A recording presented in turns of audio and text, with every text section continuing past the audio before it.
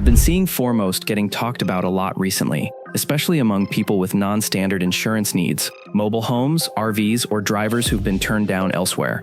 But does Foremost really deliver good value, or is it just another niche carrier with steep trade-offs? Let's dig in.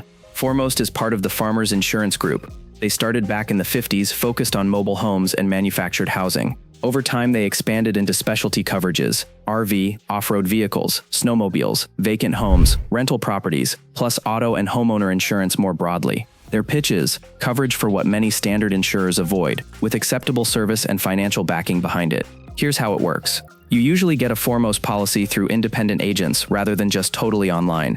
If you need, say, RV insurance or coverage for a seasonal stake and home, Foremost has those. Many auto coverages too: liability, collision, comprehensive, uninsured, underinsured motorists, plus extras like gap insurance, rideshare coverage, worldwide liability in some cases. Also, they can offer add-ons for homeowners, mobile home coverage, renters, landlord, or vacant home protection. Because of their history, they're one of the go-to insurers for mobile slake-infactured homes. Claims can be reported via phone, app/website, or agent, depending on state and product. So what are the pros? First, specialty coverage. If you have an unusual risk, vacant house, mobile home, off-road vehicle, Foremost often covers you where many others won't. Second, financial strength. Being backed by Farmers means solid ability to pay claims. Third, variety of extra coverages and endorsements. You can tailor a policy with extra benefits if you need them. Fourth, their agents are numerous, so even though you deal with agents rather than major online speed, you get local help. Also, policyholders seem to like the breadth of product choices, but it's not all perfect. There are some cons. Rates tend to be on the higher side, especially when comparing basic auto or homeowner coverage, because many Foremost customers fall into higher risk categories. Also, availability and specific coverages vary significantly by state. You may find some products aren't offered in your area. Digital tools and online quoting aren't always as smooth or full-featured as the biggest insurers. And customer reviews show mixed satisfaction, especially when it comes to renewal increases, claims turnaround, or communication in some situations.